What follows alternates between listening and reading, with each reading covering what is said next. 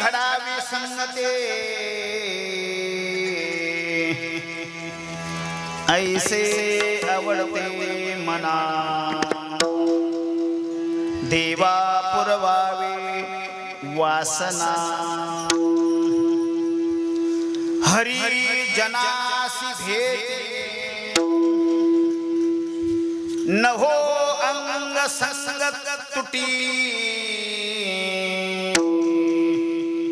ऐसे आवडते मना देवा पुरवावे वासना तुका म्हणे जिने भले संत संगष्टणे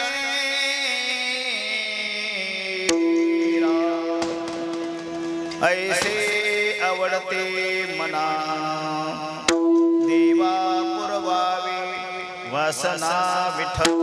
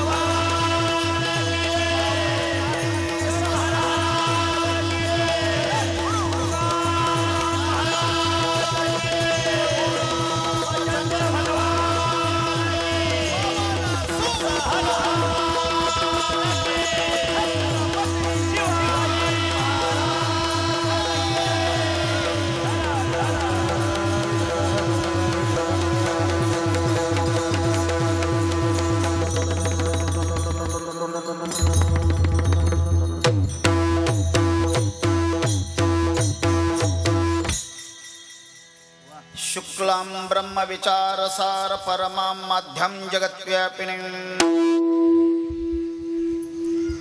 वीणा पुस्तकधारयिनीं अभयदां जड्ढन्धकारापहं हस्ते स्फटिकमालिकां विदधतीं पद्मासने संस्थितं वन्दे त्वां परमेश्वरी भगवतीं बुद्धिप्रदां शारदां शारदा शारदाम्भोजवदना वदनाम्भुजेत् सर्वदा सर्वदास्माकं सन्निधिं क्रियात् पांडुरंगा कुरु प्रथम नमन पांडुरंगा करो प्रथम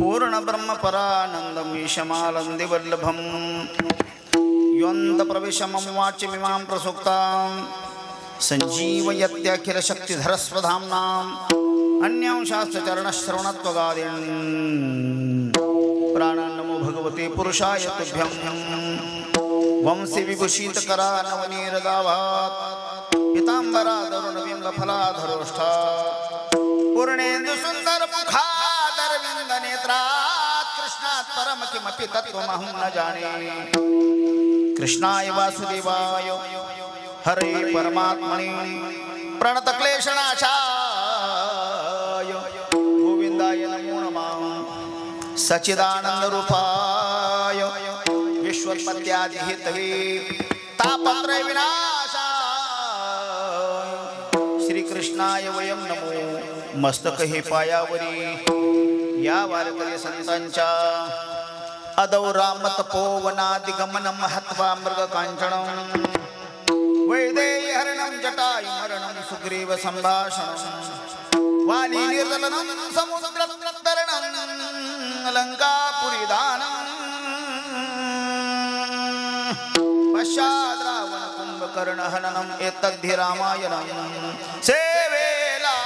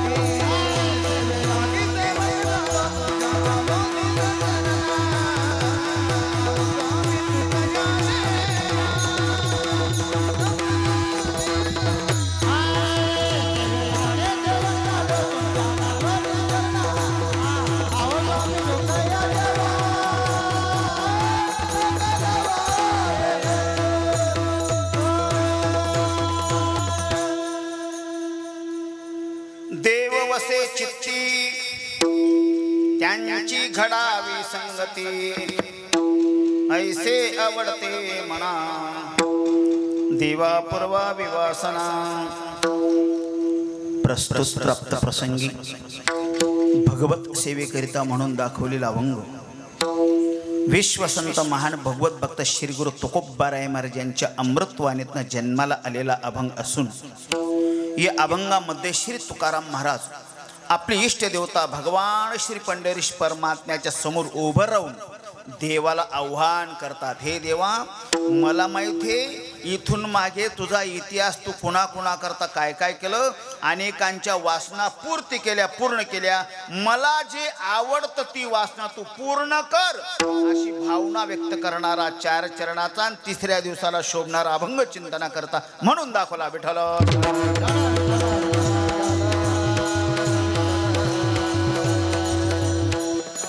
श्री तुकाराम महाराजांचा सोन अभंगामध्ये महाराज देवाला विनंती करतायत, माझी इच्छा आवड पूर्ण कर. निवडलेल्या म्हणून दाखवलेल्या घेतलेल्या अभंगावर काहीशा वेळेपर्यंत सरळपणाने आर्जवपणाने अभिमानरहितपणाने वाङ्मय सेवा प्रभूचरणे समर्पित करण्याच्या प्रथमतापूर्वी प्रारंभी अगोदर आपल्या परमपवित्र क्षेत्रामध्ये नगरीमध्ये भूमीमध्ये गावामध्ये क्षेत्र टेहरे या नगरीमध्ये गेल्या काही वर्षापासून भगवान श्री पंढरीश परमात्मा तथा मर्यादा पुरुषोत्तम प्रभू रामचंद्र ग्रामदैवत हनुमंतराय आदी करून स्थान देवतेच्या कृपेने कृपा प्रसादानी तथा ज्ञानोबा तुकोबा संत सम्राट निवृत्तीनाथ महाराज मिजा खालशात वावरतो ते संत श्रेष्ठ नामदेव महाराज या भागातलं विशेष वैशिष्ट्य वारकरी संप्रदायातलं पूजनीय मास्तर बाबा खायदेकर, पूजनीय खंडोजी महाराज धवळीवीरकर आणि पत्रिकेमध्ये नमूद केलेल्या सगळ्या संत महात्म्यांच्या आशीर्वादाने तथा परमश्रद्धेय परम आदरणीय श्री हरिभक्तपरायण श्री एकनाथजी महाराज नामपूरकर यांच्या कुशल मार्गदर्शनाने तथा उपस्थितीने आणि आमचे महात्मे महाराज मंडळी त्यात मला वाटतं हरिभक्तपरायण रवींद्र महाराज असतील, रवी महाराज असतील, हरिभक्तपरायण गणेशजी महाराज असतील, हरिभक्तपरायण श्रावणजी महाराज असतील, हरिभक्तपरायण शेखर महाराज, नाव माझ्या लक्षात नाही बरं का, शेखर कधी मला चहा बी पाहिजे नाही त्या भाऊनी कसं नाव ध्यान मारेन ते एकदम खर शेखर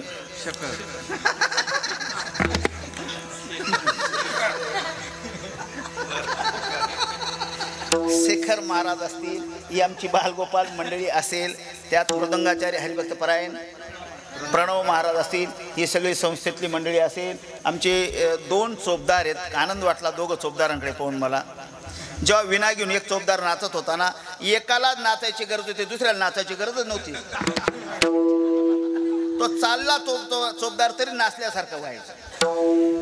ही चोपदार मंडळी विशेषतः आज परिसरातनं आलेली भाविक वृंद उपस्थित आहेत. मला वाटतं त्याच्यामध्ये राऊत दादा आहेत, ही सगळी मंडळी शांभाऊ आहेत.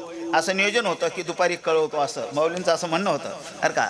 आणि या सगळ्यांच्या उपस्थितीने आपल्या मर्यादा पुरुषोत्तमांच्या महाद्वारामध्ये अतिशय चांगल्या पद्धतीने कार्यक्रम संपन्न होतो. सगळ्यात महत्त्वाचा माझा हेतू असा असतो, लोक कीर्तनाला किती आले त्याच्यापेक्षा किती गोड श्रवण करणारे आले त्याच्याकडे माझं लक्ष राहतं. किती आले त्याच्यापेक्षा चप्पल काढून बसा, आता काही काटे बिटे काही नाही, चप्पल काढ असं मस्तपैकी काय वातावरण आहे. मी अभंगी सांगणार आहे, बाकी सगळं सांगणार आहे. सिस्टीम अतिशय गोड आहे, अतिशय जशी पाहिजे तशी सिस्टीम. सगळ्यात महत्त्वाचं आमचे यश माऊली यूट्यूब चॅनलवर आहे, तेही हजर आहेत. आणि सगळ्यात महत्त्वाचं भाऊ मला असं वाटलं, मी इकून काहीदा गेलोय, पूर्वी असा इकून रस्ता होता तेव्हा तुम्ही जाऊ द्यायची, तेव्हा खांब गाडलेले नव्हते बरं ना. ते खांब गाडण्यापेक्षा तुम्ही टोल नाका बसवायला लागत होतं, तरी बरं झालं सर का.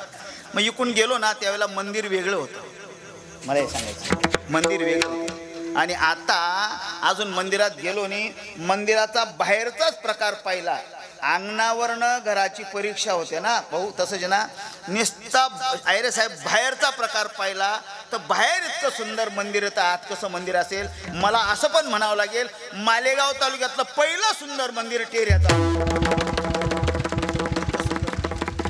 अतिशय चांगल्या त्या विशिष्ट दगडामध्ये मंदिराचं काम चालू आहे.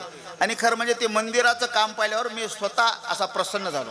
एखादी वास्तू पाहिली तरी अंतःकरण प्रफुल्लित होतं ना, एखादं फूल पाहिलं तरी माणसं प्रसन्न होतात, एखादा कलर पाहिला तरी माणसं प्रसन्न होतात दादा. तसा प्रकार झाला या मंदिराच्या या महावातावरणामध्ये, दरबारामध्ये.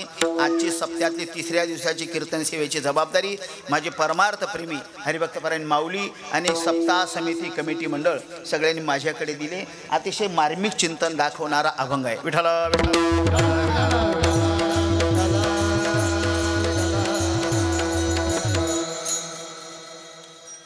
या अभंगामध्ये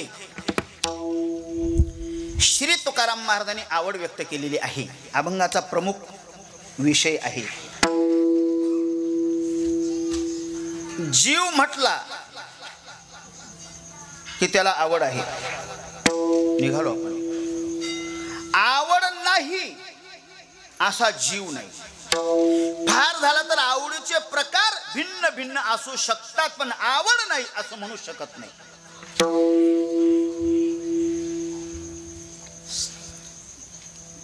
वेदांत शास्त्रामध्ये आवडीचे प्रकार कथन करीत असताना असं कथन केले गेलेले आहे, प्रकार पाडले, प्रकार वर्गीकरण केलं. एकाला सर्व आवडत नाही, सर्वांना एकच आवडत नाही, एकाला एक आवडत नाही आणि सर्वांना सर्व आवडत नाही. किती किती प्रकार सांगितले मी. एकाला एक आवडत नाही, एकाला सर्व आवडत नाही, सर्वांना एक आवडत नाही आणि एकाला सर्व आवडत नाही. 4 प्रकार सांगितले. तसे 4 आणि तसे 2. ऐका आता, जीव म्हटला की त्याला आवड आहे. ज्या ग्रंथराज ज्ञानेश्वरी पारायणचा इथं प्रयोग सिद्ध होतोय, मला माहिती नाही किती लोक पारायणाला बसले. त्या विषयाला स्पर्श करत नाही, पण पारायण चालू आहे इथे. त्या पारायणामध्ये तुमची ओवी गेली असेल कदाचित. ज्ञानेश्वर महाराजांनी आवडीचा विषय हाताळत असताना ज्ञानेश्वरी ग्रंथामध्ये माऊली म्हणतात, अरे आवडीनुसार प्रत्येकाचे नाव वेगळे वेगळे असतात, आवडीनुसार प्रत्येकाची वेशभूषा वेगळी वेगळी असते, आणि आवडीनुसार प्रत्येकाचं वर्तन वागणं सुद्धा वेगळं वेगळं असतं. किती गोड आहे पाना. ज्ञानोबा सांगतात, वाजवा. याचे नामे ही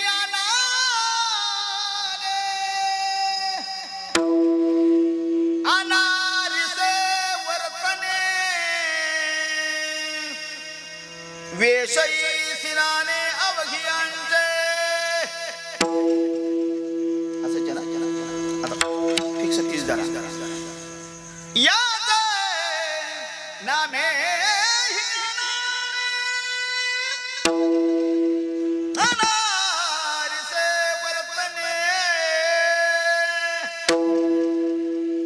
ज्ञानेश्वर महाराज सांगतात, आवडीनुसार प्रत्येकाचे नाव पण वेगळे वेगळे, आवडीनुसार प्रत्येकाची वेशभूषाही वेगळी वेगळी, आणि आवडीनुसार प्रत्येकाचं वर्तन वागणं सुद्धा वेगळं वेगळं. आवडीनुसार नाव सुद्धा वेगळे वेगळे. सगळ्यांचं एकच नाव नसतं दादा, सगळ्यांचे नाव वेगळे वेगळे. बरोबर आहे ना, सगळ्यांचे नाव वेगळे वेगळे. मी असं म्हणतो, कुणाचं काय नाव असेल मला भरोसा नाही, सांगता नाही. फार झालं तर नावासारखी वर्तणूक नसेल, नावासारखं वागणं नसेल, नावासारखे शरीराचे लक्षण नसतील, पण नाव मात्र बलाढ्य बलाढ्य आहेत. आमच्या कजवाड्याला माहेर संत भेट कार्यक्रम असायचा. शंकराचार्य आले होते, महाराज होते. त्या कजवाड्याला माहेर संत भेट कार्यक्रमामध्ये आमच्या पोरांनी एका कीर्तनकाराला आमंत्रण दिलं दादा. कीर्तनकाराचं नाव होतं काळे महाराज. काय नाव होतं? नाव त्याचं काळे होते, पण त्या पोऱ्याला पाहिल्यावर तो तांब्याच्या तुकड्यासारखा चमकायचा. पान पोरगा, त्याचं नाव काळे. मला वाईट वाटलं, काही बोलता आलं नाही. दुसऱ्या वर्षी दुसऱ्या महाराजांना आमंत्रण दिलं पोरांनी. त्या महाराजांचं नाव होतं गोरे महाराज. ज्याचं नाव गोरे होतं शंभू, त्याला बुक्का लावायला गेलो, तो इथला काळा होता. बुक्का कुठे होते मला उमजेना. मला काय म्हणायचं, गोरे महाराज. नावासारखं वर्तन नसेल, फार काही सांगतो, जाऊ द्या.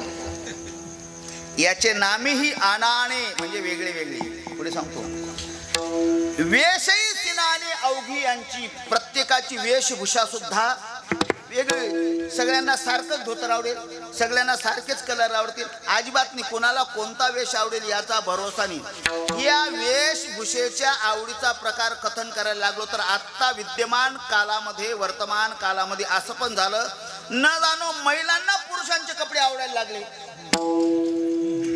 बोललं पाहिजे ना या विषयावर, काळाची गरज आहे ना. अजून सांगू, खरं तर हे महिलांनी पुरुषांच्या कपड्यावर अतिक्रमण केलं, कोणत्याच पुरुषांनी महिलांच्या कपड्यावर अतिक्रमण केलेलं दिसत नाही. बरोबर. आणि खरं तर महिलांनी पुरुषांच्या कपड्यावर अतिक्रमण केल्याचा परिणाम नको ते झालेले प्रयोग आपल्याला दररोज फाजील प्रयोग वाचण्याचा प्रसंग नको ते प्रकार घडतात. कळताना मला काय म्हणायचं. आणि खरं तर कीर्तनकारांनी या विषयाला स्पर्श केला पाहिजे असं माझं मत आहे. पण या विषयाला स्पर्श करीत असताना कीर्तनकाराने घरातून करायचा तो प्रयोग सिद्ध. काय बोलतो मी, काय झालं माऊली, एकाला झोपच लागे ना पलंगावर. का बरं? वरती 200चा बल्ब लायला होता. तो म्हणे साला उजेड मध्ये मला झोप लागत नाही. मग तो बल्ब बंद करण्याकरता तो डीपीवर गेला.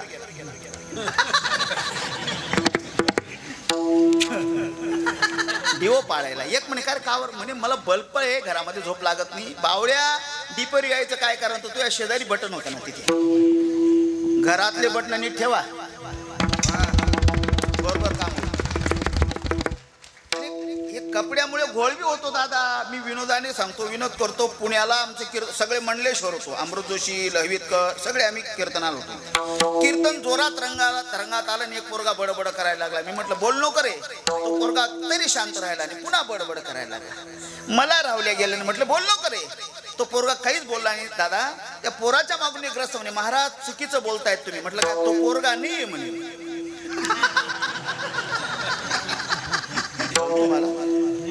ते जीन्स पॅन्ट आणि टी शर्ट मला काही आकलन झालं नाही. मी म्हटलं माफ करा त्या बोलणाऱ्या, म्हटलं मला माफ करा, मला कळलं नाही. तुम्ही त्याचे वडील आहेत का? नाही म्हणे मी त्याची मम्मी आहे. तिचे बी तसेच होते ना.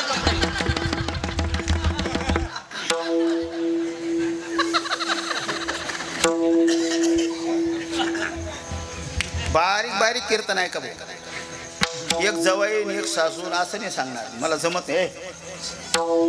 ऐका आवडीनुसार वेशभूषाही वेगळी वेगळी. त्याच्या पुढे सांगू आता अति महत्वाचा मुद्दा.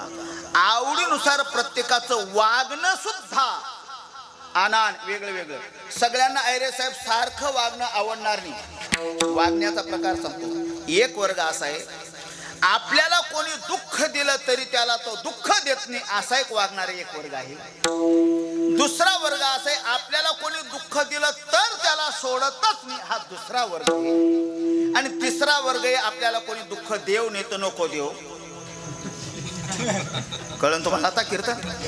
पहिला वर्ग हा सांगितला, कोणी आपल्याला लाख दुःख दिलं तरी आपल्याकडनं कोणी दुःखी होता कामा नये. न जाणू ही तुकोबऱ्यांची व्याख्या त्याच्या आचारसंहितेमध्ये महाराज सांगतात. कोण्याही जीवा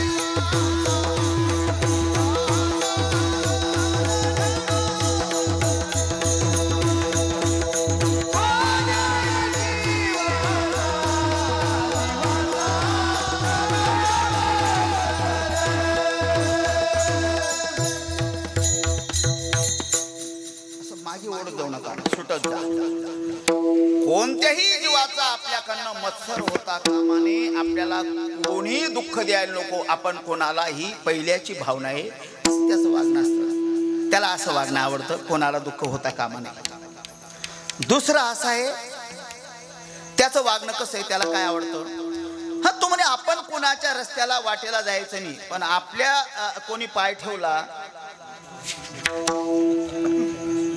तर त्याला सोडायचं, असा पण वागणारा एक घटक. हा सोडून द्या, बारीक आहे, गुणगुण जरा बरोबर. आणि तिसरा असा आहे, त्याला कोणी दुःख दिलं काय आणि सुख दिलं काय, तो मात्र दुःख देतो कोणाला. हे त्याला वागणं आवडतं, दुःख देणं वागणं आवडतं. याच्याकरता मी ज्यांच्याकडे अध्ययन केलं, वैकुंठवासी गुरुदेव लक्ष्मण तात्या महाराज वळवाडेकर, तात्या दृष्टांत सांगायचे.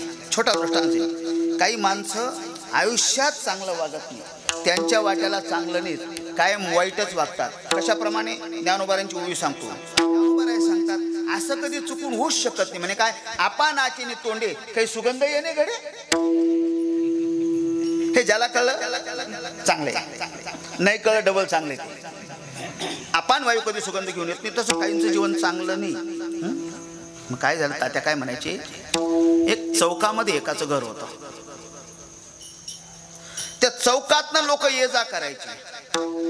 त्याचं वय बरसच झालं होतं. लोक अंगणातनं गेले, त्यांनी फक्त पाहिलं पाहिजे कोण गेला आपल्या अंगणातनं, त्याला तो शिव्या द्यायचा.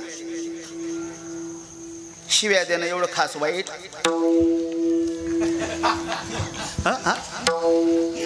तो शिव्या द्यायचा. लोक म्हणायचे आपण काही याच्या घेण्यात ना देण्यात काही संबंध नाही, पण शिव्या देतो. पण दीर्घ काळपर्यंत त्यांनी त्याची प्रथा ती बंद केली नाही, रूढी बंद केली. लोकांना बी सवय झाली. लोक म्हणे जाऊ द्या चक्रमे, पण शिव्या द्यायचा. अजून पुढे पाऊल टाकेल मी, कळलं तर पहा. तो शिव्या पण इतक्या स्ट्रॉंग द्यायचा बिचारा, डबल कधी येऊ देत नव्हता. फार झालं तर कीर्तनकाराच्या अभंग डबल येतील, पण शिव्या डबल येऊ देत नव्हता. घाण शिव्या द्यायचा. लोक म्हणे जाऊ द्या रे, काय त्याची नादी लागतात. लोकांनी सोडून दिलं त्याला. पुढे प्रकार असा झाला, त्याच्या ध्यानात आलं, मी आयुष्यभर बेकार वागल्यामुळे मला गावात कुत्र सुद्धा बरं म्हणत नाही. पश्चाताप झाला त्याला. वय बरंच झालं होतं, न जाणं त्याला त्याच्या मृत्यूचे संकेत दिसत होते. कळलं मी काय म्हणतो? माणसाला मृत्यूचे संकेत दिसतात. ज्ञानेश्वर महाराज सांगतात आपण कधी मरणावरती आपल्याला कळतं. म्हणजे कसं कळतं? पहिला मुद्दा ज्ञानोबा ज्ञानेश्वरी सांगतात म्हणजे काय, आपण कधी मरणार ते आपल्याला कळतं. म्हणजे कसं कळतं? दररोज स्नान करा, अंगावर भरपूर पाणी टाका, आणि भरपूर पाणी टाकल्यावर सुद्धा हृदयाची जागा जर कोरडी राहत असेल, दादा भरपूर पाणी टाकल्यावर हृदयाची जागा कोरडी राहत असेल की समजावं त्या दिवसापासून 1 वर्षात आपण मरणार आहोत. म्हणून उद्यापासून काय करायचं?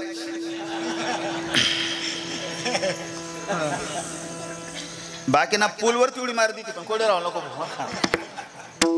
ऐका, त्याच्या ध्यानात आलं मी मरून जाईल, आयुष्यभर वाईट कर्म केलं तर मला कुत्र चांगलं म्हणत नाही, काय करावं? लोकांनी चांगलं म्हणावं. ऐका, बारीक बारीक ऐका केलं. सगळ्या पोरांना त्यांनी बोलवलं संध्याकाळी. म्हटले पोराव म्हणे काय, आयुष्यभर मी वाईट वागलो ना, मला गावात कोणी बरं म्हणत नाही, पण तुम्ही एक काम करा. म्हणे काय? मी मेल्यावर तरी लोकांनी मला चांगलं म्हणावं, म्हणजे मरणोत्तर पुरस्कार आहे ना ती पद्धत एक. मी मेल्यावर मला लोकांनी चांगलं म्हणावं. काय त्याचं नशीब, दुसऱ्या दिवशी म्हातारा मेलं. अंतविधी झाला, रक्षा विसर्जन, पंचक्रिया 5व्या दिवशी झालं, आणि मग सगळे पोरं संध्याकाळी एकत्र आले. त्यातला लहाना म्हणे मोठ्या भावाला म्हणे भाऊ म्हणे काय, आपला बाप मरण्याच्या आदल्या दिवशी काय म्हटला तुझ्या ध्यानात आहे का? म्हणे काय? अरे मी मेल्यावर लोकांनी मला चांगलं म्हणू, असं काहीतरी चांगलं काम करा तुम्ही. म्हणे बरोबर आहे, बरोबर आहे. ते त्याचेच पोरं होते. ते म्हणे आपण काहीतरी चांगलं काम केलं पाहिजे, आपल्या बापाला चांगलं म्हटलं पाहिजे. त्याने काय केलं, दारावर जे लोक यायचे ना, दारावर दुसऱ्या दिवसापासून प्रयोग चालू केला. दारावर लोक आले, हे चौघ भाऊ काय करायचे, त्यांना मध्ये घ्यायचे, दार लावायचे आणि काठीने बेदम मारायचे. दारावर येणार आहे ना बरं का, काठीने बेदम मारायचे. ते मार खाणारे म्हणे तो चांगला होता रे.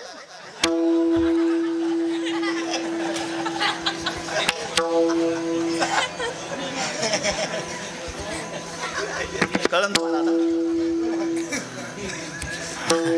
इतकं बारीक ऐकायची सवय ठेवा.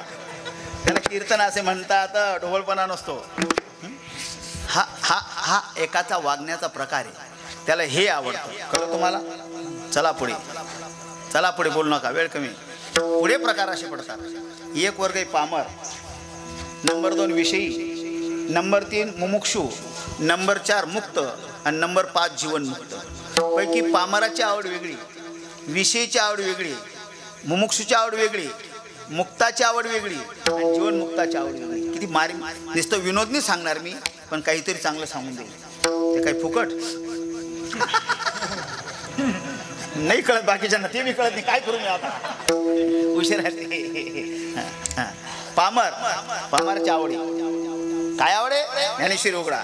आखाद्याचे भोजने स्वैर श्री सन्निधाने. ज्ञानेश्वरी महाराज सांगतात, शास्त्राने माणसाला जे जे नको करायला सांगितलं ते ते रात्रंदिवस करत राहणे ही पामराची आवडी. चला पुढे. नंबर 2 विषयी. विषयीची काय आवडे गणू बाबा? फक्त विषय भोगणे, याच्या पलीकडे त्याला काही आवडत नाही. फक्त विषय ल्यावे, खावे, प्यावे, असावे सदैव, हेच करी हाव संसाराची. विषयीची आवडे, फक्त विषय भोगणं एवढंच त्याला आवडतं. पण त्याला हे कळत नाही, विषय भोगून जीव समाधानी कधी होत नाही. किती पण विषय भोगले तरी माणसाची तृप्ती होत नाही. कशाप्रमाणे? तुकाराम महाराजांनी गाथ्यामध्ये एक उदाहरण दिलं. तुकोबाराय सांगतात, जसं इंधनेने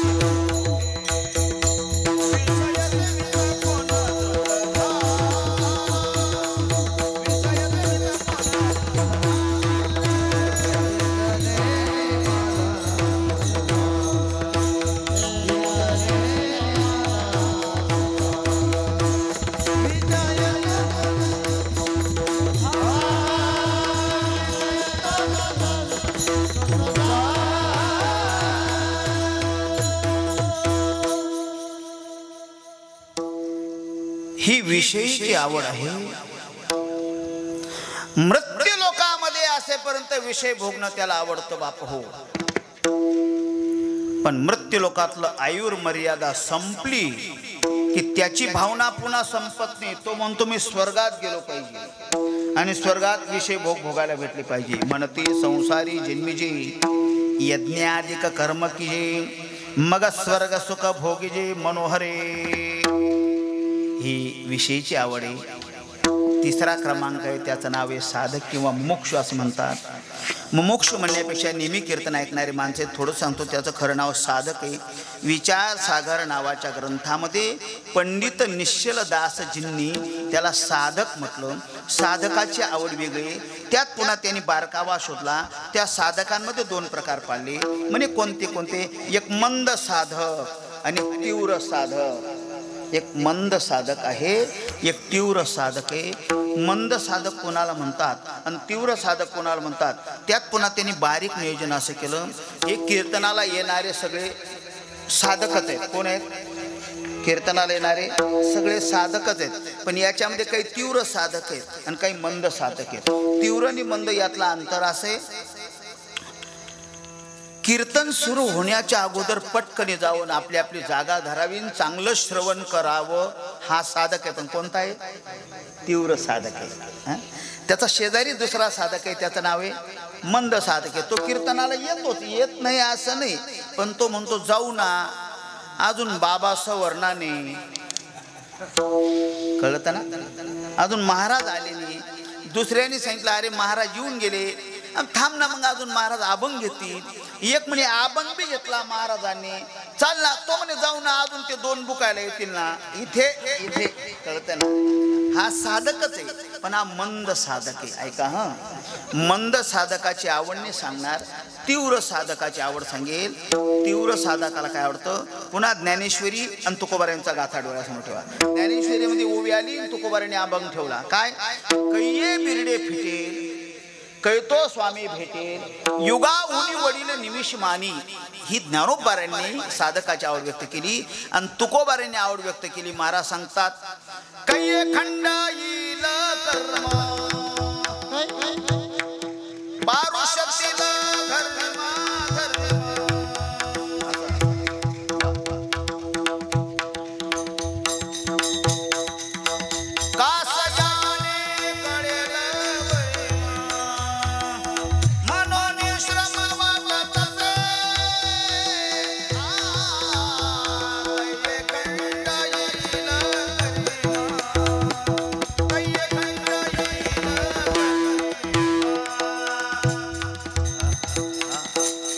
माझा उद्धार होईल. मी जन्म मरणाच्या तडाख्यातल्या दुःखातनं कधी बाजूला होईल, कधी माझा उद्धार होईल याच्याकरता तडफडणे ऐशी चिंता करी सदा सर्व काळ. रात्रंदिवस हेची तळमळ. तुका म्हणे नाही आपुले बोळ, जेणे फळ पावे निश्चेसी. अशी ज्याची आंतरिक तळमळ आहे त्याला तीव्र साधक म्हणतात. ही त्याची आवड सांगितली. तुमच्या ध्यानात असेल नसेल मला माहिती नाही, पण सांगणं माझं काम आहे, बरोबर ना. पामराची आवड सांगितली शंभू, विषयीची आवड सांगितली, साधकाची आवड सांगितली. आता राहिला मुक्त. मुक्ताला काय आवडतं तर नाही कळणार तुम्हाला, पण सांगतो मी. मुक्ताला आवड संभवत नाही. म्हणे का बरं संभवत नाही?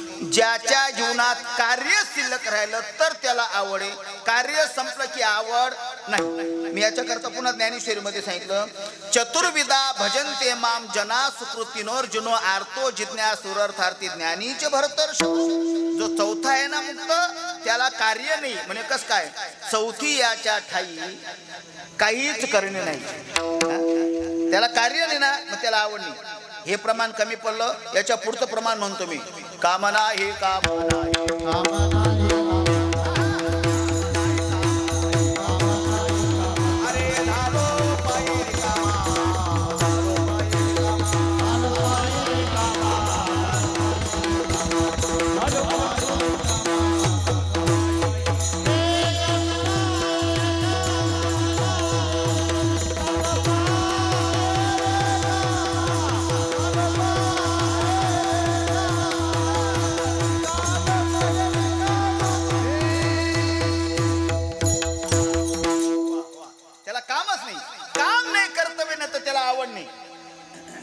याच्या ठिकाणी पहिलं सांगितलं, दुसरं बाबांनी म्हटलं काम नाही काम नाही, आता तिसरं सांगतो प्रमाण पुन्हा त्याला अनुसरून. आता निशंतीने पावलो विसावा, खुंटलिया धावा, खुंटलिया धावा, त्याला काही शिल्लक राहिलं नाही.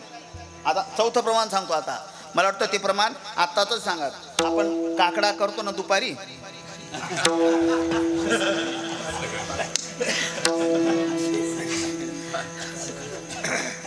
त्या काकड्यातलं प्रमाण सांगतो. जो मुक्त आहे ना त्याला कार्य नाही, ते काकड्यातलं प्रमाण सांगतो.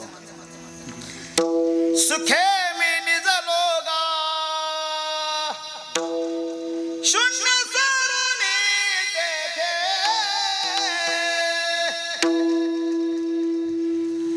त्रिकुट शिखरी गा डाल मिळायते.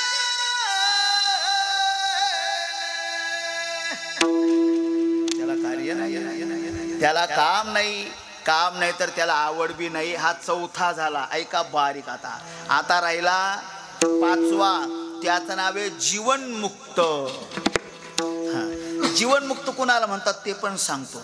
जीवनमुक्त याला म्हणतात स्वप्रयत्नाने साधनेने जन्म मरणातील दशा प्राप्त झाल्या संपल्यावर मुक्त होतो. कळते ना? स्वप्रयत्नाने साधनेने जन्म मरणातीत हा प्रकार संपून मुक्त होतो. एकांतात जातो, वैकुंठात जातो असं म्हणा. आणि वैकुंठात गेल्यावर तो असा खाली पाहतो मृत्यूलोकाकडे. आणि मृत्यूलोकाकडे पाहिल्याच्या नंतर त्याच्या ध्यानात होतं की अरे बापरे, मी तर झालो मुक्त म्हणे, पण मृत्यूलोकातले सगळे लोक भवसागरामध्ये बुडतायत, अज्ञानी लोक. यांचा आपण उद्धार केला पाहिजे. मी एकटा इथे मुक्कामात आनंद लुटण्यात काय मजा आहे, यांचा उद्धार करण्याकरता स्वतःहून अवतार घेऊन खाली गेलो पाहिजे. याला जीवनमुक्त असे म्हणतात. याला जीवनमुक्त म्हणतात. आणि मग ते स्वतःहून आम्ही वैकुंठवासी येथे उपकारासाठी आले, घरच्या वैकुंठी खाली येतात आणि उपकार करतात लोकांवर. ते जीवनमुक्त आहेत. ऐका, ते जीवनमुक्त आहेत. म्हणजे जीवनमुक्ताला काय आवडतं तर जीवनमुक्तांच्या आवडीचे दोनच लोक सांगेल मी. कोण कोण सांगेल? एक कळस झालेला व्यक्ती सांगेल आणि एक पाया झालेली व्यक्ती सांगेल. पाया झाले ज्ञानोबाराय महाराज. ज्ञानेश्वर महाराज म्हणतात मला काय आवडतं, माझ्या जीवीची आवड. त्यांची आवड झाली. कळस तुकोबाराय महाराज, कमी वेळेत आहे ना, कळस तुकाराम महाराज ते म्हणतात मला काय आवडतं, मला आवडतं आवडे पंढरी, भीमा, पांडुरंग, चंद्रभागा, लिंग, पुंडलिक, ही माझी आवड आहे म्हणे. पण तूर्त ती आवड मी बाजूला ठेवतो. तुकोबाराय सांगतात ती आवड मी बाजूला ठेवतो म्हणे. मग अभंगाचा प्रकार सांगतो ना म्हणे. काय तेव्हा मला काय आवडतं म्हणे. काय आयशी आवडते म्हणा. अभंगात प्रवेश बरं का. आयसे आवडते म्हणा. सुसंगतपणाने बोलण्याचा प्रकार असा आहे किंवा व्याकरणाचा नेम असा आहे. इथे आयशे शब्द आला ना, जिथे जे शब्द आला की जे शब्द के शब्दाची अपेक्षा करतो, जिथे हे शब्द आला की हे शब्द के शब्दाची अपेक्षा करतो, जिथे आयशे शब्द आला की आयशे शब्द कैसे शब्दाची अपेक्षा करतो. महाराज सांगतात आईसे आवडते म्हणा. मला असं आवडतं म्हणे, मला असं आवडतं. भगवान म्हणे असं आवडतं असं आवडतं केव्हाच लावून दिलं. नेमकं कसं आवडतं ते सांगा. कळलं तुम्हाला अभंग? मग तुकोबाराय सांगता सांगू म्हणे. सांगतो ते अभंगाच्या पहिल्या टोकात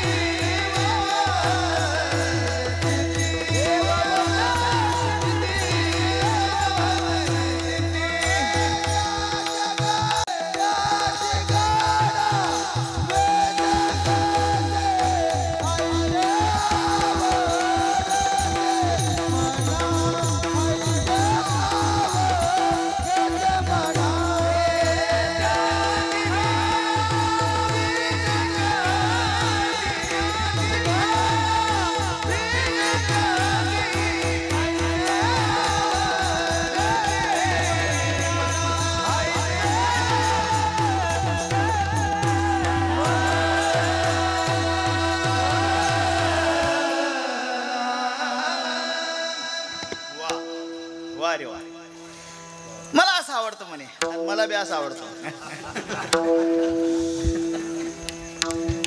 ऐशे आवडते म्हणा.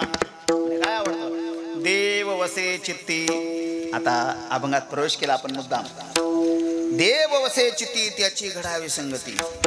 बरं का, माऊली असतील, ऐरे साहेब तुम्ही असाल, भाऊ असतील, ही सगळी मंडळी नेहमी कीर्तन ऐकले.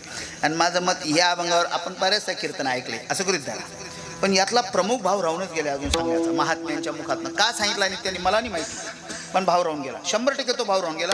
तो भाव मी सांगतो आता. काय भाव सांगू? कळलं ना तो भाव कसा आहे पहा.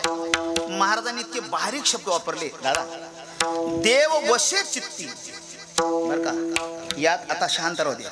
2 प्रकार. काय सरळ सरळ याचा अर्थ तुम्ही असा लावला, ज्याच्या चित्तामध्ये, ज्याने देवाला चित्तामध्ये धारण केलं त्याची संगत, असा अर्थ आहे ना. ज्याने देवाला धारण केलं त्याची संगत दे, असा त्याचा अर्थ आपण लावून घेतला. आणि एकदा तोच ऐकला. मला तो अपेक्षित नाही. मी त्याच्यावर केस काढून अभ्यास करून मंथन करून दीर्घ वेळपर्यंत त्याच्यावर काहीतरी चिंतन केलं, मग त्यातला अर्थ वेगळा निघतो. तो आता आमच्या तात्या म्हणायचे अजून सरळ एखादा कीर्तनकार असं म्हणेल, तुकाराम महाराज अभंगात हे म्हणतात, तुला काय माहिती त्यांना काय म्हणायचं म्हणे. मग तात्या म्हणायचे, तात्या सांगतो मी, जर महाराजांना या अभंगातनं काय म्हणायचं हे जर तुला लोकांना सांगायचं असेल ना परफेक्ट, तर त्या अभंगाची दीर्घ वेळपर्यंत सेवा कर. आणि काही काळ त्या अभंगाशी निगडीत सेवा केली तर तुकोबाऱ्या तुझ्या हृदयात प्रगट होतील. आणि मग ते सांगतील मला ह्या अभंगात हे म्हणायचं आहे. कळतं मला ते काय का अभंगात खूप वेळ चिंतन करतो मी. देव अशी चित्ती म्हणजे काय? ज्याने चित्तामध्ये देव धारण केला त्याची संगती, असं सरळ अर्थ लावून घेतो आपण. सरळ अर्थ नाही इथे, मग अर्थ कसा आहे पा वेगळा. आता विद्यमान ह्या स्थितीला मी इथे कीर्तन करतो. गावातले, तुमच्या गावातले 2-5 माणसं महाराज आले, बळजबरीने मला गाडीमध्ये टाकलं, इथे आलं, आणलं, कीर्तन करायला लावलं. हा प्रकार आहे. तिकून मला आणलं, उचललं, तुम्ही करा कीर्तन इथे, आणि तेच कीर्तन करावं लागेल. मी तुम्हाला असं म्हणा, त्या गावांना जास्त धीर आहे ना, ते चालणार, इथे कीर्तन करा असं तुम्ही मला म्हणा. इथे कीर्तन करायला लावणं हा प्रकार एक आहे. दुसरा प्रकार सांगू काय? इथलं वातावरण चांगलं झालं, हे मला आवडलं की मी स्वतःहून इथे कीर्तनाला येणं, हा प्रकार वेगळा आहे. कीर्तनाला आणणं प्रकार वेगळा, आणि मी स्वतःहून कीर्तनाला येणं प्रकार वेगळा. तुकाराम महाराजांनी असं नाही म्हटलं, ज्यांनी बळजबरीने देव चित्तात धारण केला त्यांची संगती, असा शब्द नाही. म्हणजे मग स्वतःहून देव ज्यांच्या चित्ताचा आश्रय करत असेल त्यांची संगती. देव वशे चित्ती असा प्रवेश केला फक्त आपण. इथे कीर्तन संपून टाकतो, प्रवेश केला दादा फक्त. एक म्हणे का हो, देव चित्तामध्ये स्वतःहून, मी जसं बोललो ना, इथलं चांगलं वातावरण पाहिलं की मी स्वतःहून कीर्तनाला येऊ शकतो, तसं देव त्यांच्या हृदयामध्ये स्वतःहून जाऊ शकतो. पण कोणाच्या? ज्यांनी आपल्या चित्ताची स्थिती शुद्ध केली असेल त्यांच्या. जोपर्यंत तुमचं चित्त शुचिर्भूत नाही तोपर्यंत देव तुमच्या हृदयात येऊ शकत नाही. याच्याकरता तुम्हाला पंचतंत्रातला एक उदाहरण गोष्ट सांगेल, नंतर शुद्ध करण्याकरता काय काय उपाय ते पण सांगतो. चित्त जोपर्यंत शुद्ध होत नाही तोपर्यंत भगवान तुमच्या हृदयामध्ये येणार नाही. याला प्रमाणे सांगेल आणि गोष्टही सांगेल. काय झालं, एक महात्मा आपल्या आश्रमात राहायचे. छोटासा आश्रम होता त्यांचा. त्यांच्याकडे सगळी गॅस, स्टोव, आकडा टाकून काहीच कार्यक्रम नव्हता. मग आपलं उदरनिर्वाह हा प्रकार भागवण्याकरता ते काय करायचे, दुपारी 10 वाजता झोळी घ्यायची आणि गावामध्ये ठराविक ते 4 घर माधुकरी मागायची आणि आपलं सगळं भागवायचे. मला माधुकरी वेगळी आणि भीक वेगळी, असं ना भाऊ, माधुकरी वेगळी आणि भीक वेगळी. मला वाटतं आळंदीला जे विद्यार्थी अभ्यासाकरता जातात ते जी मागतात त्याला काय म्हणतात, माधुकरी. माधुकरीची ताकद सांगतो तुम्हाला. माधुकरी मागण्याकरता असे पोरं जरी त्या शेजारच्या गावांमध्ये गेले तरी त्या गावाचे ते ठराविक घर, कोणत्या बी घरी नाही बरं, ठराविक ते घर आहेत, दररोज त्याच घरी जायचं असे घर असतात. त्या घरी ते घरातले माणसं माधुकरी देतात अशा पोरांना, त्यांचं पूजन करतात आणि त्यांचं दर्शन घेतात. असं एकाने विचारलं, अहो आई साहेब, तुम्ही आमच्या आईसारखेच म्हणे, तुम्ही माधुकरी देतात हेच फार झालं, तुम्ही आमच्या पायाकावर पडतात. त्या बाईचं अंतकरण असं बोललं, आम्ही तुमच्या पाया पडतो याचं कारण असे म्हणे काय, आमच्या पूर्वजांनी जो मूर्खपणा करून ठेवला तो काळिंबा पुसण्याकरता आम्ही सगळं करतो म्हणे. हे कळलं जरा अवघड असेल. यांनी ज्ञानोबांना निवृत्तीनाथांना माधुकरी दिली नाही म्हणे, तो काळिंबा पुसण्याकरता आम्ही असं तुमच्या पाया पडतो म्हणे. हे एक उत्तर आहे. आणि दुसरं उत्तर असं आहे, तुमच्या पाया पडतो वयाचा विचार आम्ही करीत नाही तरी तुमच्या पाया पडतो. याचं कारण न जाणू तुमच्या निमित्ताने ज्ञानोबा आमच्या घरी येऊ शकतात कधीतरी. महाराज माधुकरीला जायचे. आता ऐका बारी, ठराविक 4 घर होते. त्या 4ही घरी माधुकरी महाराज मागायचे. पण त्या 4ही घरातलं पहिलं एक घर होतं ना, त्या घरातली ती माय माता माऊली असं कीर्तन श्रवण करणारी इथे महिला फार उपस्थित होतो. मला आनंद वाटला सगळ्या गोष्टींचा. जेवणापासनं तर पत्रिकेमध्ये कीर्तन सेवेचं दातृत्व ह्या सगळा प्रकार पाहिल्यावर मला आनंद वाटला. मी पुढे बोलणार आहे. ह्या सगळ्या महिला पाहिल्या बरं वाटलं. त्या ती माय जी होती ना माधुकरी वाढणारी, ती न जाणं श्रवणातली असेल, कीर्तन ऐकणारी असेल, ती महाराजांना माधुकरी द्यायची, दर्शन घ्यायची. आणि महाराज दररोज जा अशी नम्रपणाने हात जोडून म्हणायची आणि एक शब्द वापरायची, महाराज माझा एक प्रश्न आहे त्याचं उत्तर द्यावं महाराज. ऐका हा, आता माझा एक प्रश्न आहे त्याचं उत्तर द्यावं महाराज. महाराज प्रश्न काय ते विचारित नव्हते. नंतर त्या बाईला महाराजांनी विचारलं, बाई तुम्ही दररोज प्रश्न विचारतात म्हणे. दररोज विचारते, तुम्ही उत्तर का बरं देत नाही? महाराज म्हणे, माय वेळ आली का मग उत्तर देईल म्हणे. पावर का प्राप्त काळ घडी आल्या विन परमार्थात प्राप्त काळ घडी पाहिजे. वेळ आली की उत्तर देईल म्हणे. वेळ आली की उत्तर देईल. एक दिवशी ती बाई म्हणे, महाराज उद्या कनी सणासुदीचा गुढीपाडव्याचा दिवशी माधुकरी घ्यायला उशिरा या म्हणे. बाई प्रश्न करायची दररोज बरं, पण प्रश्न काय करायची सांगत नाही अजून.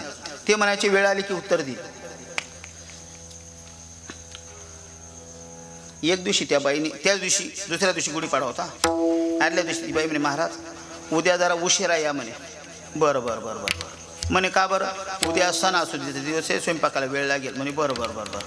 पण महाराज सांगा ना तो प्रश्न, त्याचं उत्तर.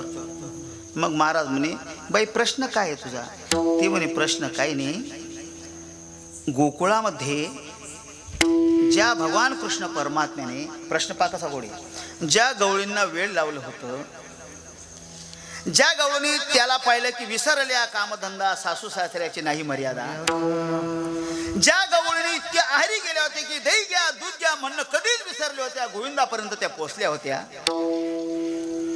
ज्या गवळणी कात्यायनी व्रताच्या निमित्ताने यमुनेच्या तीरावर स्नानाला गेले असताना, विवस्त्र स्नान करीत असताना भगवान परमात्मा तिथेपर्यंत पोहोचले आणि कृष्ण परमात्म्याने सगळ्या गवळींचे वस्त्र उचलले आणि एका कळंबाच्या वृक्षावर भगवान परमात्मा जाऊन बसले. महाराज त्या गवळणी पाण्यात जेव्हा बाहेर आल्या तर कृष्णाकडे विनंती करू लागल्या. असंच ना, विनंती करू लागल्या.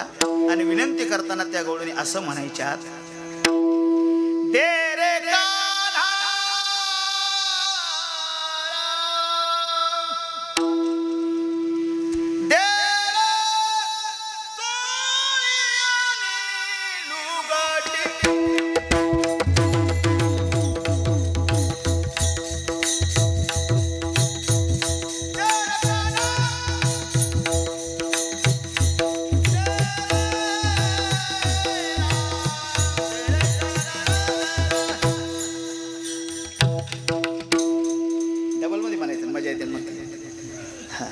महाराज तो कृष्ण परमात्मा माझ्या हृदयामध्ये कधी प्रगट होईल सांगा. प्रश्न तिचा कसा गोड होता, सर्वसामान्य बाई होती पण प्रश्न उंच दर्जाचा होता. माऊली महाराज म्हणे या प्रश्नाचं उत्तर दिलंच पाहिजे, आता येतो म्हणे उद्या.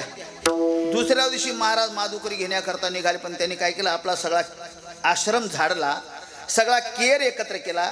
ज्या किटलीमध्ये भाजी घ्यायची ना त्या किटलीमध्ये सगळा केर टाकला आणि ती किटली घेऊन पहिल्या त्या घरी गेली.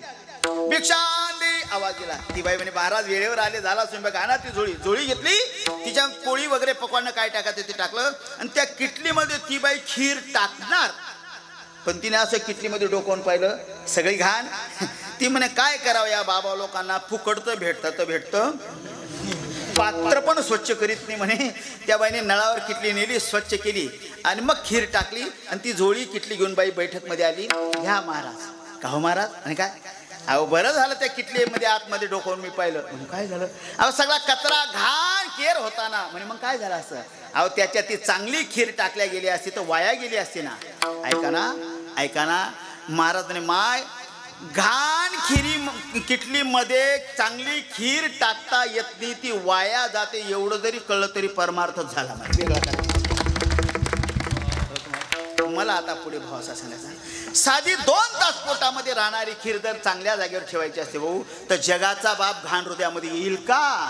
ते हृदय सुद्धा शुद्ध करा. तुका म्हणायचे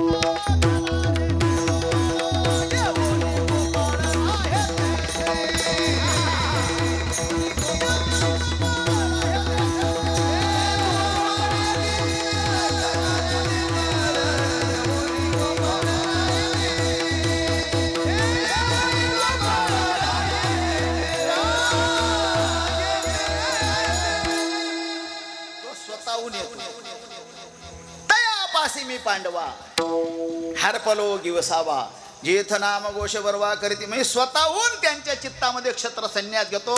आणि अजून तुम्हाला सांगतो, दररोज कीर्तन ऐकता तुम्ही, हे तुमच्याकरता नवीन नवीन मला सांगावं लागतंय. भगवान म्हणतात मी कोणाच्या बी चित्तात जात नाही. अरे चांगला कीर्तनकार असेल तर त्याला ठोकरवतो म्हणे मी. ऐका आता, कोणाच्या चित्तात जात नाही म्हणे. मग एक ओवी सांगतो, कळलं तरी चालेल नाही कळलं तरी चालेल, पुढे आता लाख सोडेल मी, त्याला काय महत्व नाही ना.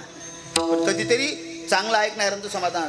भगवान म्हणतात मी कोणत्या बी साधूच्या हृदयात राहत नाही म्हणे. मग ओवी सांगतो बरं का, जया निजिलिया उपासी वैराग्य गा, हे अवघड टोकी.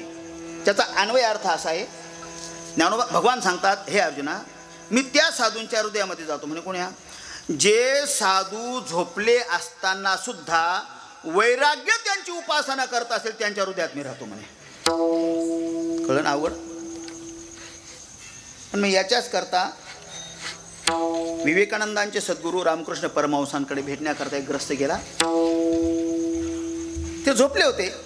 शिष्य म्हणे जाता येणार नाही, महाराज झोपले म्हणे. मला फक्त लांबून दर्शन घ्यायचं आणि प्रवासाला जायचं. तो दर्शन महाराज झोपले होते. तो चांगला असेल बिचारा. त्याने खिशातलं 1 रुपयाचं नाणं काढलं. परमहंसांचा हात असा होता, त्या हातावर 1 रुपयाचं नाणं ठेवलं. हातावर झोपलेल्या व्यक्तीच्या हातावर 1 रुपयाचं नाणं ठेवल्यावर सुद्धा परमहंसांचा हात खिशाकडे नाही गेला, असा पालथा झाला. जया निजिलिया वैराग्य उपाशी वैराग्य का. आशांच्या चित्तामध्ये मी राहतो म्हणे. आणि आशांच्या चित्तामध्ये मी राहतो ना, मग त्याची मला संगत व्हावी. देव वशे चित्ती. आता दुसरा मुद्दा थोडासा सांगतो, वेळ संपला. चित्त शुद्ध करण्याकरता काय काय केलं पाहिजे? ज्ञानेश्वर महाराजांनी उपाय सांगितले माऊली 2-4. म्हणजे काय? चित्त शुद्ध करण्याकरता पहिला अज्ञान चित्तातनं काढून टाका, चित्त शुद्ध होईल. नंबर 2, हे काम करतात विकार चित्तांत काढून टाका, चित्त शुद्ध होईल. नंबर 3, सगळ्यात महत्वाचा अभिमान चित्तातनं काढा, चित्त शुद्ध होईल. अज्ञान चित्तातनं काढा, चित्त शुद्ध होईल. जोपर्यंत अज्ञान आहे तोपर्यंत चित्ताला स्थिरता आणि शुद्धता नाहीच. अज्ञाना काय समाजामध्ये ज्ञानी माणसाला किंमत आहे का अज्ञानाला किंमत आहे? मामा ज्ञानी माणसाला किंमत आहे बरोबर ना. ज्ञान नसेल तर कोण कोणाला विचारतं? शाळेमध्ये त्याच पोरांना मान असतो. कोणत्या पोरांना? मागच्या बेंचवर. अरे वा, बुद्धिवान पोरं विचित्रच असतात. एक शाळेत आला एकनाथ महाराज. सर म्हणे का रे, जिल्हा परिषद शाळा होती. गुरुजी म्हणे का रे उशिरा का बरं आला? तो म्हणे म्हैस पाजायला जायला तो.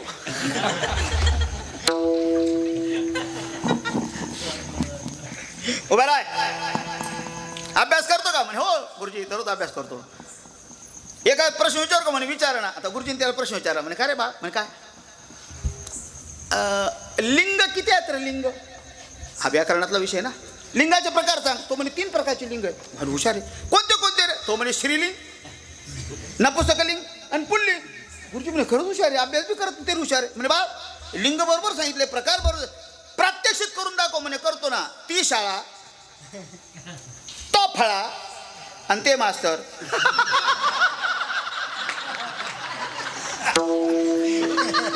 तो याला बुद्धी असे म्हणतात. बस तू तू मागचा तू भरायला, तो भरायला. काय गुरुजी अभ्यास करतो तू? हो गुरुजी. काळ किती प्रकारचे सांग? काळ तो पण 3. गुरुजी नाही बा अभ्यास करताना पुस्तकाला हात नाही, काळ बरोबर सांगितले. म्हणजे कोणते कोणते रे? तो म्हणे भूतकाळ, भविष्यकाळ, वर्तमान काळ. अरे बाप, हे बी बरोबर सांगितलं. गुरुजी म्हणे काय रे, तिन्ही काळ बरोबर आहेत, भूत भविष्य वर्तमान काळ. मला सांग, आज मला जेवण भेटलं नाही, कोणता काळ आहे? तो म्हणे दुष्काळ.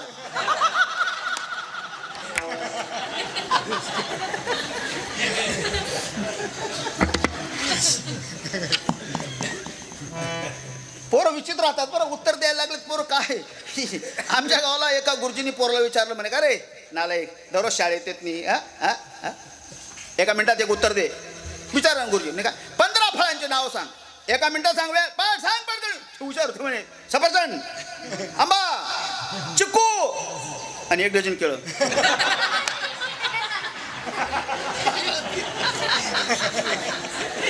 त्याला काय लागतं? बुद्धी, सर्व बुद्धी. तुम्हाला उशिरा कळलं का? हे फार काही राहतं. मुद्दाम अगोदर अध्यात्म सांगत होतो मी.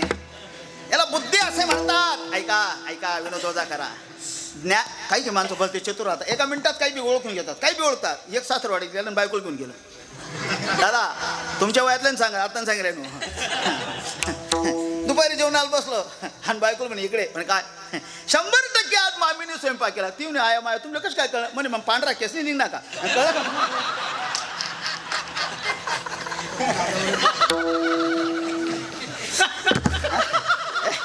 अमरे याला नाही ज्ञानेन सदृशम पवित्रम हे विद्यते. ज्ञानात येते कैवल्मिती शास्त्रेषु दिंडीमा. शास्त्र दवंडी देऊन सांगता गणू थांब दम मार दरासा, पुढे काय काय घडतं पाय. ऐका आता, अज्ञान आहे तोपर्यंत चित्त शुचिर्भूत होत नाही. नंबर 2, जोपर्यंत तुमच्या हृदयामध्ये अभिमान आहे ना तोपर्यंत चित्त शुचिर्भूत होणार नाही. मग परमार्थ करणार काय करा? परमार्थ कमी करा भाऊ, पण आपला अभिमान धुवून टाका. अभिमान धुवून टाका. म्हणे का? अभिमान तुम्हाला एक दिवस घात करणारे. घात. शंकराला घात करावा लागतं. काय अभिमान? शंकराचार्य आचार्य गावातनं फिरत असताना पुढे चालत होते आणि त्यांच्या पाठीमागे त्यांचे 4 शिष्य चालत होते. त्रोटकाचार्य, वल्लभाचार्य, सुरेश्वराचार्य आणि पद्मपादाचार्य. 4 शिष्य मागे चालत होते. गुरु महाराज पुढे चालत होते. पूर्वीचे शिष्य मागे चालायचे. हे बी कळायला जड होतं तर काय सांगू आता. खालचा शंकराचार्य एका घरी थांबले आणि असे पत्रे होते. पत्रे मावठी म्हणायचे पाहते पूर्वी त्याला. आता वेगळे शब्द असतील. मावठी. त्याला पिंजरा टांगला होता. शंकराचार्य तिथे थांबले, जोरजोरात हसायला लागले. त्या पिंजऱ्यामध्ये नाही, पोपट नाही, पोपटाची बायको. पोपट नव्हता ना, मला तेच म्हणायचं. तुम्हाला रिक्षावाला नाही बरं का? शांभू, पोपटाच्या बायकोचं नाव काय ते तुम्हाला नाही सांगता येणार. कासार खेळायला जाणं पडेल.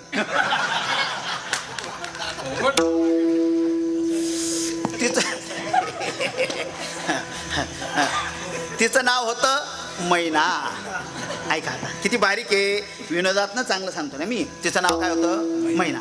शंकराचार्य तिच्याकडे पाहून हसत होते. मी एक पोऱ्या म्हणे गुरुजी हसायला काय झालं? जाऊ दे ना, ती मैना आहे. शंकराचार्य म्हणे बावळ्या तिच्याकडे पाहून नाही हसत. म्हणे मग खाली पाय काय आहे?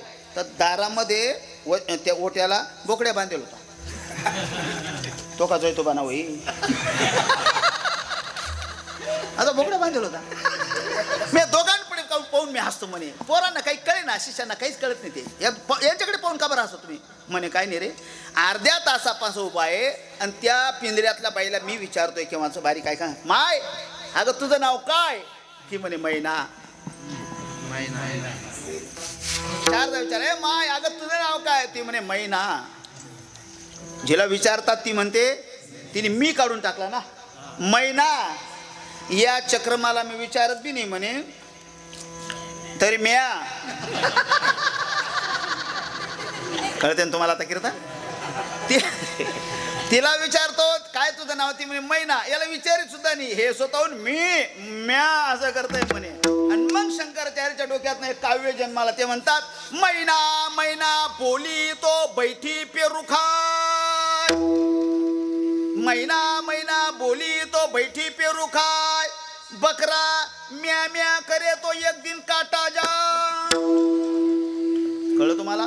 म्हणून भाऊ मी नाही असं म्हणा, अंतकरण शुद्ध होईल. आणि मी म्हटलं की यातना तुम्हाला भोगाव्या लागतील. आणि हे सगळं काढून टाका म्हणजे अंतःकरण शुचिर्भूत होतं. आणि अशा शुचिर्भूत अंतःकरणामध्ये भगवान परमात्मा स्वतःहून वास्तव्य करतो. आणि भगवान स्वतःहून जिथे वास्तव्य करत असेल त्याची घडावी संगती विठोबा.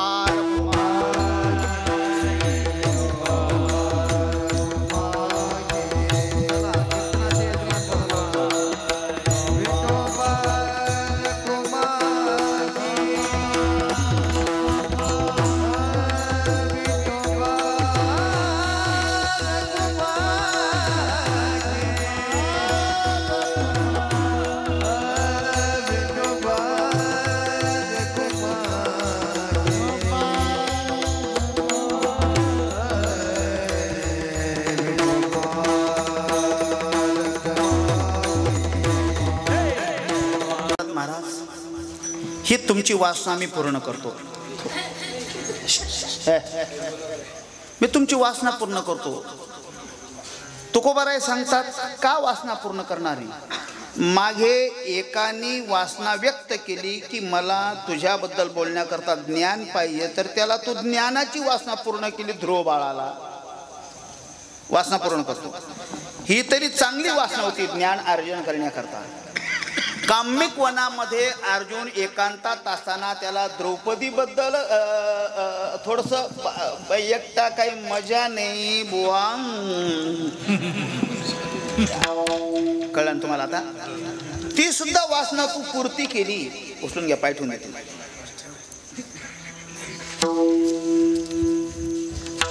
मग माझी वासना पूर्ण कर. ऐका हा, श्री महाराज असं म्हटल्यावर भगवान म्हणतात ठीक आहे महाराज, तुमची वासना पूर्ण करतो. मी ज्यांच्यात राहतो त्यांची तुम्हाला संगत देतो. आता विषय झाला एवढा नाही म्हणे. मग पुढे एक काम करायचं तुम्हाला. म्हणे काय. हरिजन सवे भेटी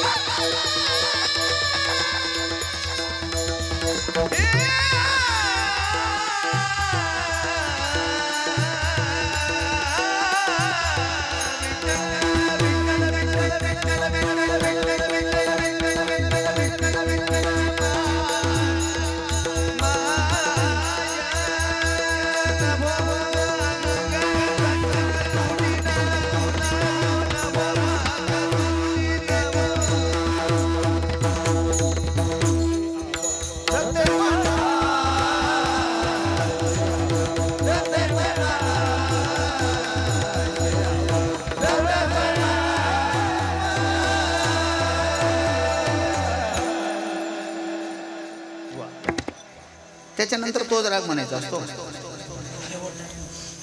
श्री महाराज सांगतात एकदा त्यांची संगत भेटली की त्यांच्यात माझ्यात वियोगाचं मूळ उत्पन्न होऊ देऊ नको, नहो अंग संगत तुटी. का? पुढे प्रश्न आहे बरं का? त्याचं तर महाराज सांगतात त्यांची माझी भेट झाली का वियोग निर्माण होऊ देऊ नको का? त्याचं उत्तर महाराज पुढे सांगतात तू का म्हणे जीने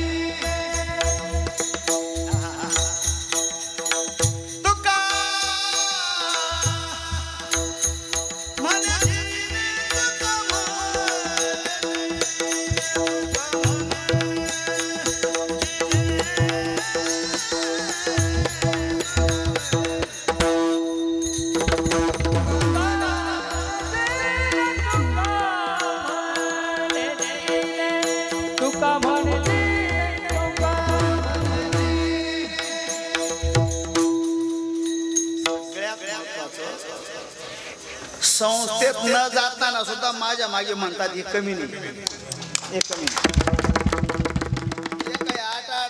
वर्ष घरदार सोडून मशीन सगळं सोडून हे दिवसभर ते काम करतात आणि एवढं करतात हे सांगणं महत्वाचं. हा त्यांचा गुण आहे. सांगू तुम्हाला, गुणी असतील बाकीचे पण डबल अवगुणी बी राहतात. बरोबर आहे ना? गुण कमी असू द्या पण अवगुण नसावे. त्यातली ही मंडळी पिढीजात आमचा आणि त्यांचा संबंध आहे. मी सहज मजा करतो, कधीतरी एखादा नवीन घेऊन येतो. नवीन घेऊन येतो, सवय आपल्याला नवीन नवीन ब्रँड आणायची.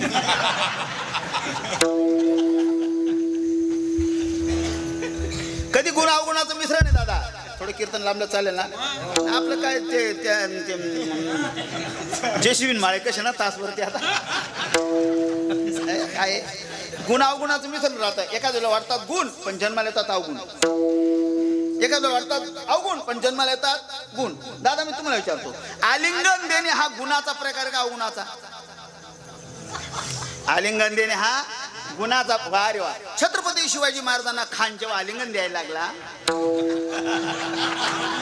मग अवगुण आहे. गुण अवगुणाचं मिश्रण सांगतो. अजून प्रकार सांगू, अजून प्रकार. यांनी चांगली चाल म्हणणं हा गुण आहे का अवगुण आहे? गुण आहे. पण आपल्या मागे कोणाला यायला नको ही वृत्ती जिवंत ठेवणे अवगुण आहे. यांनी चांगला मृदंग वाजवणे गुण आहे का अवगुण आहे? गुण आहे. पण आडवा वाजवणे अवगुण आहे. वारे वा. तुम्ही सगळेजण कीर्तनाला येणे हा गुण आहे का अवगुण आहे? पण कीर्तनाचं काही ध्यानात न ठेवणे. बरोबर आहे ना? आता मीच राहिलो ना, माझं सांगतो. मी चांगलं कीर्तन करणे हा गुण आहे का अवगुण आहे? चांगलं कीर्तन करणे गुण आहे. पण चांगलं कीर्तन करून सुद्धा कमी पैसे घेणे हा काय?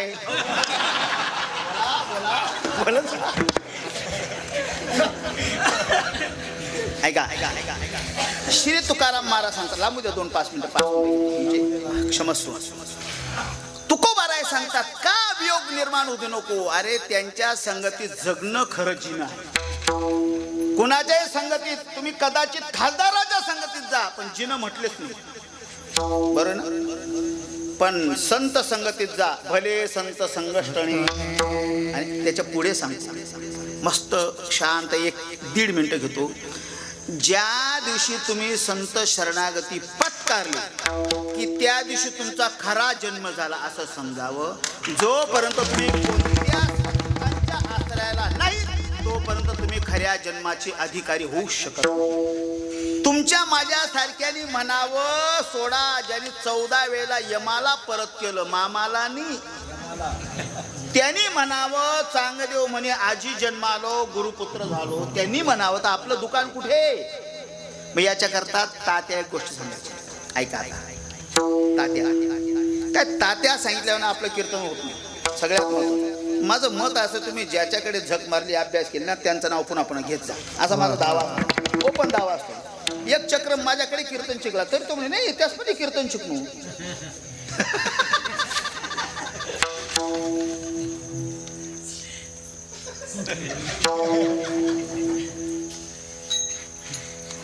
तात्या म्हणायचे एका पोरीचं लग्न झालं, मुलीचं लग्न झालं. पूर्वी मुलींचे लग्न व्हायचे. त्याला पटपट झाला हे सहज बोलतो सहज. साळंकृत कन्यादान तुकोबारांनी का त्या ठेवले ते माझ्या घरचं आहे का ते?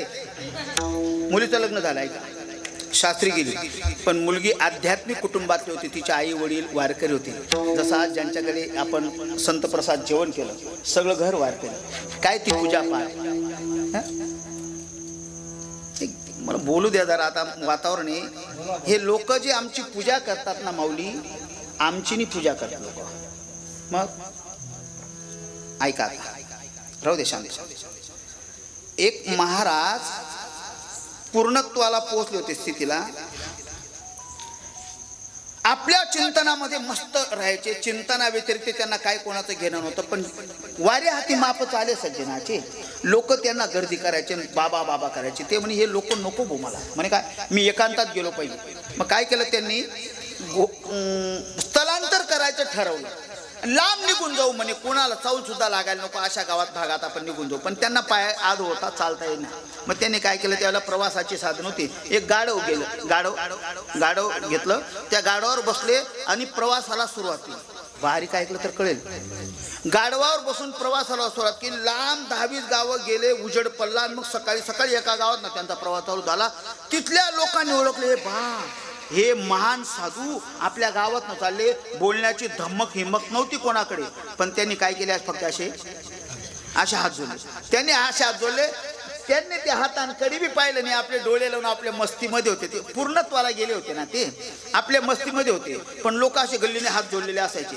रस्त्याने ते चालणार, ते गाढव होतं ना ज्याच्यावर बसलं, ते गाढव आणि ते हात जोडणाऱ्या लोकांना पाहिलं, आणि ते गाढव म्हणे, इकडे बी बरेच लोक मानतात बरं का आपल्याला म्हणे.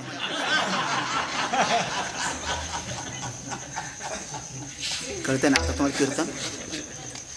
मग मला म्हणायचं, समाजाने जे हात जोडले होते दादा, ते गाढवाला नाही, कोणाला जोडले होते, साधूला जोडले होते, बरोबर ना. गाढव म्हणे मला हात जोडतात, तो त्याचा गाढवपणा आहे,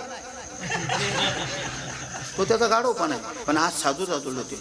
ध्यानात तुमच्या. थांबा, लोक आमची जी पूजा करतायत ना, आमची पूजा करीतच नाही, आम्ही संप्रदायाचं व्रत स्वीकारलं म्हणून लोक पूजा.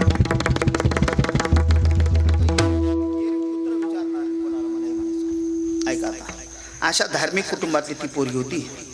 सासरी गेली, पण सासर नास्तिक होतं, या क्षेत्राशी निगडीत नव्हतं. पण पोरगी अशी पॉवरफुल होती, सकारात्मक तिचा भाव जिवंत होता.